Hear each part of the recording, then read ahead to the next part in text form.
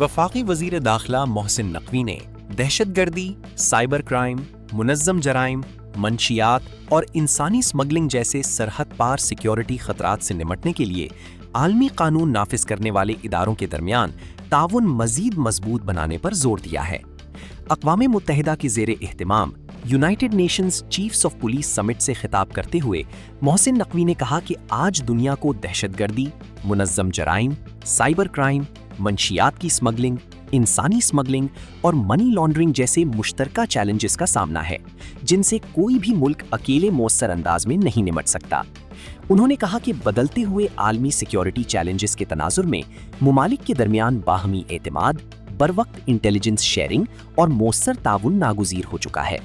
انہوں نے عالمی برادری پر زور دیا کہ وہ مشترکہ حکمت عمل کے تحت امن و سلامتی کے فروغ کے لیے مل کر کام کرے۔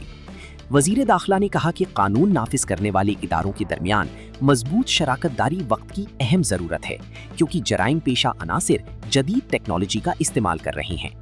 انہوں نے پولیس اداروں پر زور دیا کہ وہ جدید ٹیکنالوجی اپنائیں، اہلکاروں کی پیشہ ورانہ تربیت کو بہتر بنائیں، صلاحیتوں میں اضافہ کریں اور پولیسنگ میں جدت کو فروغ دیں۔ Today, the world faces common security challenges that do not stop at national borders. Terrorism, organized crime, cybercrime, drug trafficking, human smuggling, money laundering. These threats affect all of us.